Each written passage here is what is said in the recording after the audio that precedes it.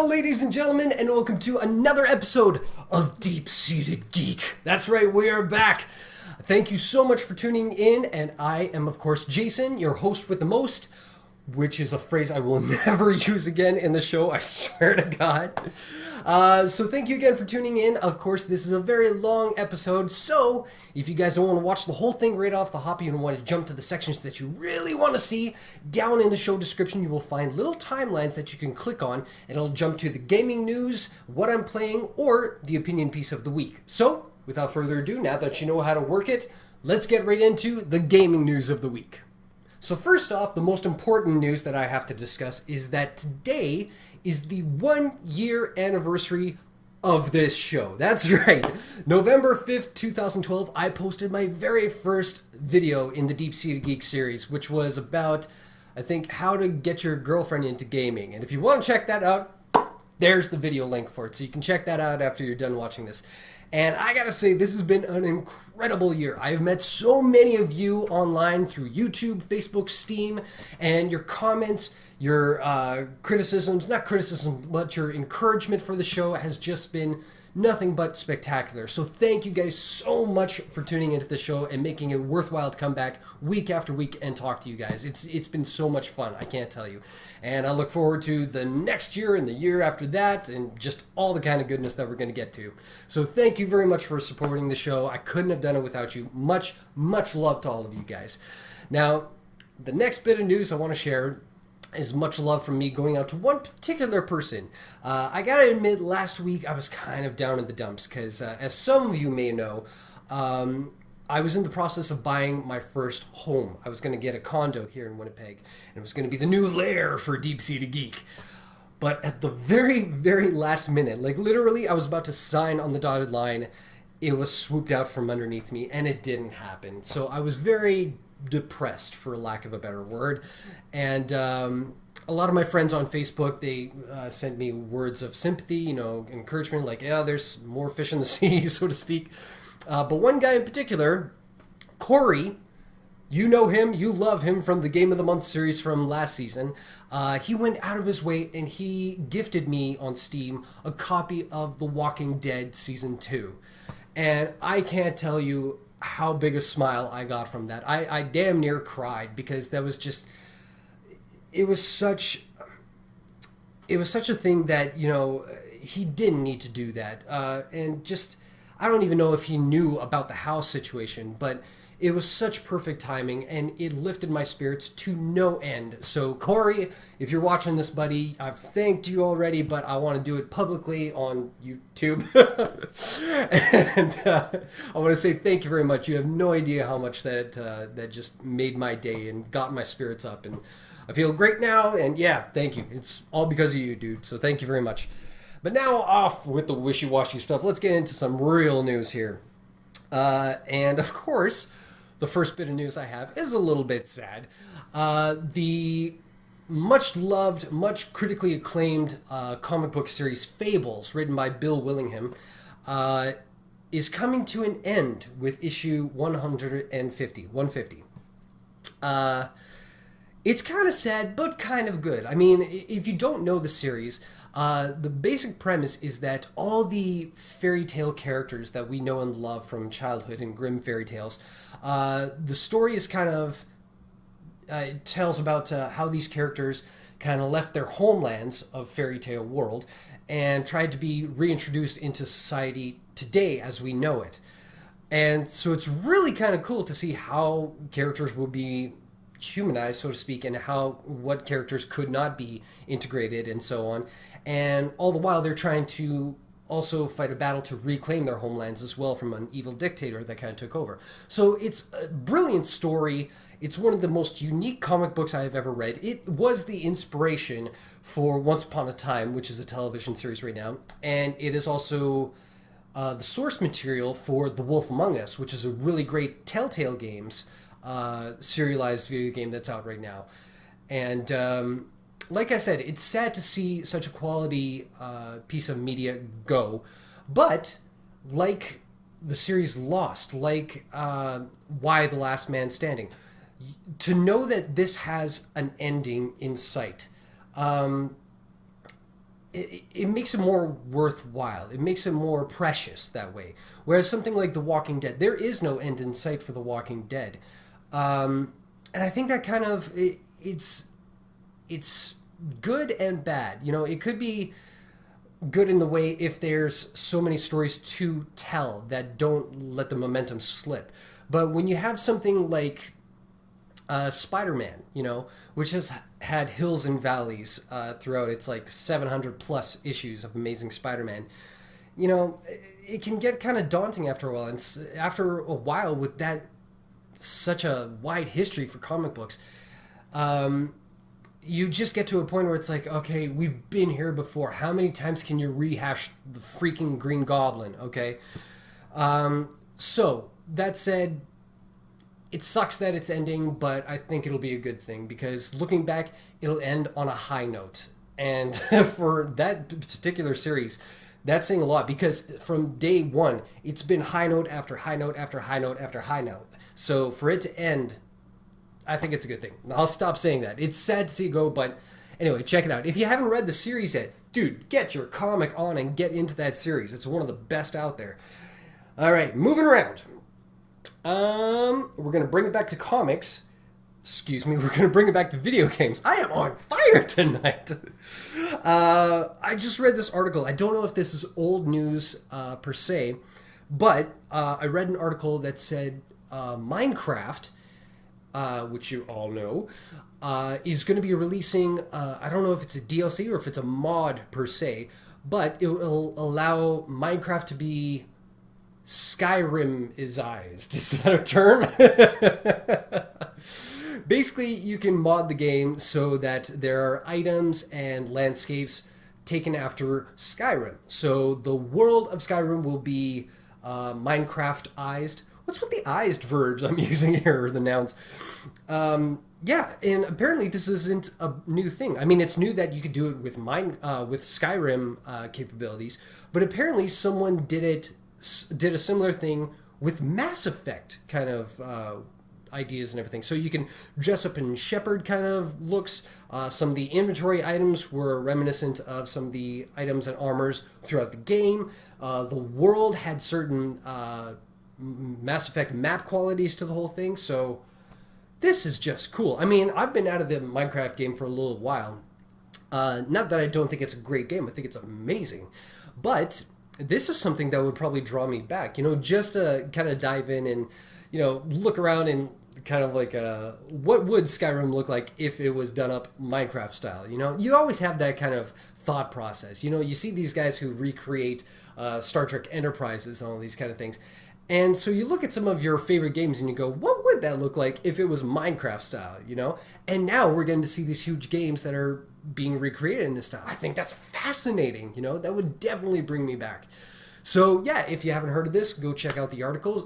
YouTube some videos there, and you can probably see like one or two people playing through like the Mass Effect one or demos of the Skyrim one as well. So if you fancy that, that's something to look forward for us Minecraft fans. And with that, that's all the gaming news I have for this week. Everything else was the same kind of thing leading up to the console releases. You know, everybody's kind of bickering, well, yours does this and yours does that. But I'm going to talk about more of the console stuff at the end of this show. But for now, we're going to move on to what I've been playing. So this week, I've only been playing one game. And that's with good reason. Because the game I've been playing is still Lego Marvel Superheroes. That game is freaking awesome! I can't gush enough about this game. I'll try not to repeat myself from last week's episode. But suffice to say, I finished the main narrative in the middle of last week. Took me maybe 14, 16 hours of storyline gameplay. And every single chapter was just another amazing trip down the Marvel universe, either comic lore or the movie universe. It was just so well put together. They definitely kept their cute kind of Lego sense of humor and family-friendly kind of atmosphere to the whole thing. But man, they did their homework. Like some of the locations that you would go to, like the Fantastic Four Towers, the Helicarrier, Stark Towers. There's even, you can go see where Doctor Strange's Sanctum Sanctorium is. You can go to, where else? The Daily Bugle. You can go to Marvel HQ, which is probably where it's located in actual New York. I don't know. But all these little places that you can go to and all these little side quests that let you unlock different playable Marvel characters. I mean, every time I went through a story mission and in comes like the next playable character just for a bit, I just got giddy. I was like, yeah, I could play blah, blah, blah. I'm not going to spoil them because that's half the fun. But almost every character, I would sit there and go, I wonder if so-and-so is going to be in this game. Oh my God, there he is. And what's brilliant is that with each character, they could have easily have just given them different skins and had the same powers. And for some, they have the same power sets. But the mannerisms or the colorization of the certain powers or the movements of the characters, they are so unique to every skin. It's just, you walk around as Wolverine and you're like, that is totally Wolverine. And then you walk around as Sabretooth and you're like, you could see the similarities, but no, that's definitely a Sabretooth kind of move. And yeah, that is an unbelievable amount of attention paid to the detail, so they could have easily just slapped a coat of paint on like your basic Lego kind of game and just said, man, it's Marvel now instead of DC. But no, they went to the extreme to kind of get into each and every one of these characters. And some of the plot lines that they have, it functions with the comic book lore, and it's just so beautiful the way it comes together. A lot of the quests to get like gold bricks, which will unlock other content. Some of it is kind of fetch questy kind of stuff. So there are some negative things. Like you really have to grind to get to some of the things that you really want to see. Like if you want to go into Doctor Strange's house, you need a certain amount of side quests before you can do that. That kind of stuff kind of grills me a little bit. And then there are Deadpool missions where if you collect certain tokens from Deadpool, red bricks, it allows multipliers. So if you collect a certain amount of currency playing the game, you can unlock Deadpool codes, which will allow twice the amount of coins to be collected, or 8 times, or 10 times. Or maybe there's a cheat function that will allow, if you pass by coins, instead of having to go up to them physically to collect them, they'll just magnetize into you, so you don't have to run up to them. So there's all these little cheat kind of things that are within the game that you can unlock. So it does quicken the pace. I can see if you want to play through the storyline again and you had all these cheat codes, it would make it so much quicker. But half the fun is going through these things and facing off against the classic villains, collecting these new characters to play as. It's just unbelievably great. And I think I put at least 24 hours into the game total so far. And even now, when Hulk smash, still awesome. So it has been such an amazing experience playing this game. It will definitely be in my Game of the Year list that we'll talk about. But anyway, that's all I've been playing. This week I plan to get into 2 games. One is a quick one. I'm going to be checking out Brothers, which is a game I've heard so many people talk about, either on Xbox Live Arcade or Steam as well as through many of the podcasts that I listen to at gaming sites. It's been getting rave reviews so far, and I finally got it on Steam, so I'll be checking that out. But starting tomorrow, my new game is going to be Batman Arkham Origins, which I cannot wait to get into. The critics are kind of all over the place with it. It hasn't been getting stellar reviews, which we were kind of hopeful for.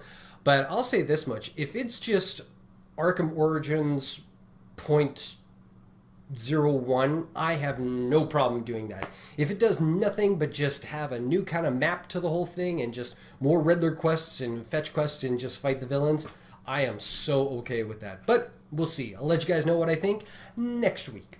But for now, we're going to get on to my opinion piece. Here we go. Why am I talking like this? I don't know. Let's go. Now, before I dive into the actual topic, I want to tell you the story about what inspired me to talk about this particular issue today. I think it was on Sunday, I read an article somebody posted on Facebook about a woman, I believe, well, I don't want to say specifically where, but she was in the United States, and she had this brilliant idea to go to work on Halloween in costume. But her particular costume she chose was that she dressed up as a Boston Marathon victim, which probably not the best idea since it happened this year. But then again, if you dressed up as a 9/11 victim any year, I think it would be in bad taste. That's just me. But considering that it was at her workplace, maybe they just had a very dark sense of humor, okay? Where it gets a little sketch is that she took a picture of herself in costume and posted it on her Twitter account, which is rookie mistake number one for anybody. So you can imagine that people didn't take kindly to this. The number of people who didn't take kindly to this was in the number of 1.2 million tweets that were just the most horrific things you can say to another female person. But it didn't end there. Somehow, somebody figured out who this girl was and took a picture of her driver's license with all her personal information on it and posted that online. So then that led to people calling her home, where her parents lived, and sending threatening messages there, calling her workplace, sending threatening messages there, calling her, sending threatening messages there. Then it went on from there that somebody discovered through some Google searching that this particular girl had another social media account where she has posted online pictures of herself in the nude. Second mistake for doing social media right there. So I won't say that this girl is altogether smart when it comes to her social media habits. I can't really judge. You know, I do some stupid things, but hopefully this isn't one of them. So, yeah, this girl was sent through the ringer for doing this kind of thing. And yeah, she was in bad taste with it. Yeah, it probably wasn't the smartest move to put that on your Twitter account for the whole world to see. But does that justify everybody's reactions to this? Hell no. Okay? That is just so stupid to me, okay? Not the girl, the people who reacted. Sure, it's online, so you feel like you have an opinion and you want to state it to this person. But there's a huge gap of difference going, hey, you know what? That's probably not in best taste. Maybe you want to consider taking that down, which is being civil. To go on and say the most unruly things to another individual who you do not know, okay? And then to take it one step further and harass them in their personal lives. A complete stranger, okay? And then to delve into their personal history and expose that to the world. Mind you, she did kind of expose herself to the world of her own volition, but that's beside the point.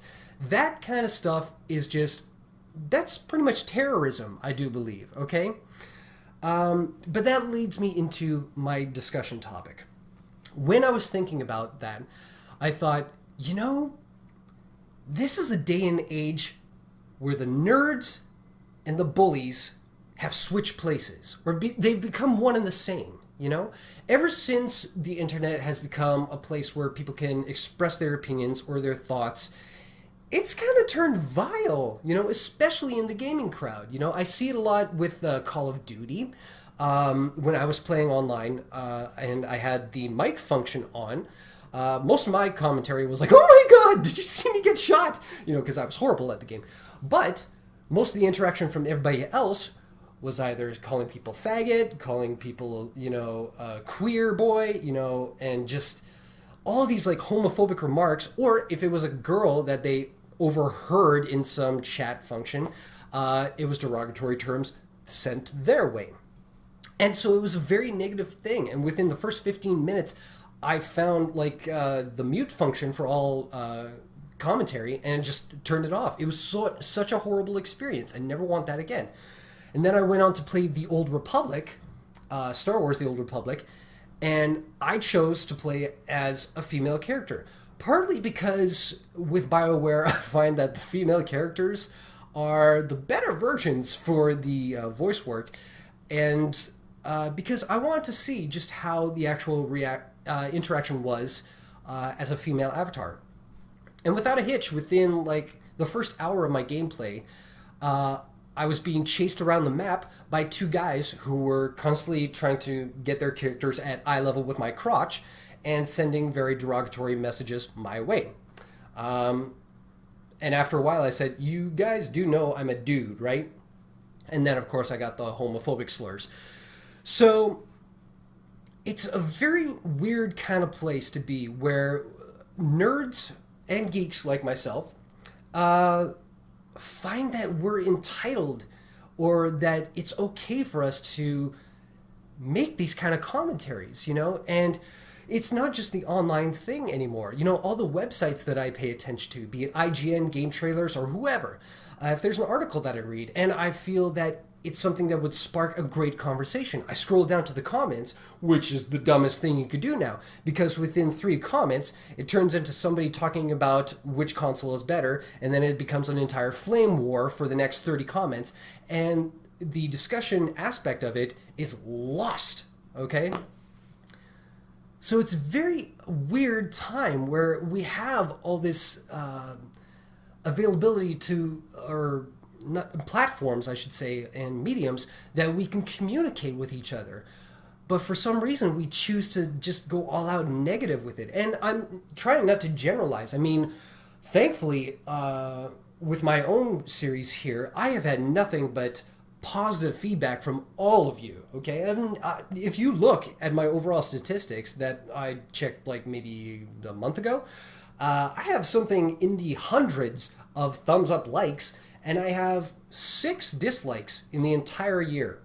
That's pretty damn impressive. And all the comments I've gotten from you folks are either things I should check out, your opinions on what I've been saying, games that we can relate with, or just, hey, good job, check out my stuff, So it has been overwhelmingly positive for me on this end. But it's such a strange thing that gamers and geeks, and I say that with all affection, feel that they are entitled to act in this way, And it's so bad now that publishers for games, or publishers such as Microsoft, Sony, and Nintendo, they've gone out of their way to state that, with the next generation, or with these new iterations of Call of Duty, Battlefield, what have you, they're going to be policing the online community much stricter. Where if any bad behavior is observed or reported, they will take into account of banning players, or sectioning them off to be with other negative players. Now, that sounds good in theory, but how quick will that change? Case in point, say you have 2 players playing in Call of Duty. One is being a good guy and he's just playing the game as he should. The other one is getting his butt kicked, and now he decides to call him a derogatory slur. This guy's offended, okay, and he's going to do something about it, but before he can, jackass who started the whole thing goes and complains about this guy to get him kicked out as a means of retaliation. How do you prove otherwise? Unless they're recording every single word that is being said throughout a Call of Duty game, which is impossible, okay, that's never going to happen. So you can almost see how the banning system will almost become the next evolution of calling somebody a jagoff or something, So it's what do you do? What should we just kind of pull a Phil Fish? And if you don't know what I'm talking about, Phil Fish is the creator of Fez, a much beloved game, which I've talked about already this season, and I love the game. But because of all the harassment and just negativity that he had through social media and being exposed in this kind of way as a game creator, he just couldn't take it anymore. So he up and quit and disbanded the whole thing for a Fez 2 sequel or any future game from this brilliant creator. Which is sad, why have we become such jerks? I don't understand. Is this just a pent-up thing from, I was bullied when I was a kid, but it made me a stronger person later down the road in life. You know, I know many of you have talked about like how you've experienced like harassment and bullying to some degrees like I have never experienced. But I mean, does that make you a negative person? Like, does that give you the right to, now that you have like a venue to kind of voice your opinion, does it give you the right to kind of just like hate on everybody? Is that justified? I don't know. You know, maybe you are. Maybe I'm the one in the wrong. You guys tell me. But I think, you know, personally, I've always thought like, especially for like anyone who is a if you can recognize yourself as a rage gamer, maybe it's time to step back from the whole thing and say, you know what, this is causing me so much stress and I'm just hating all the time. It's probably not healthy for me to do this. Maybe I should just step away. You know, should we be doing that, or is this? Should we just accept the fact that this community that we so love is allowed to be this cesspool of just hate and bitterness that comes out of us? You know, I don't know. I don't like it. I don't like negativity in general. You know, I try to be a happy guy no matter what. But that's just me. I'm all sunshine and rainbows, you know. But do you guys feel that this is like it's well placed, or have you experienced like negativity that you just say, wow, whatever, just let it roll off my back and be all that it is? Or do you think this is something that should change? Do you think the developers are on the right path with like saying, okay, we're going to kind of sanction this a little bit. We're going to be policemen in our online communities to better the industry.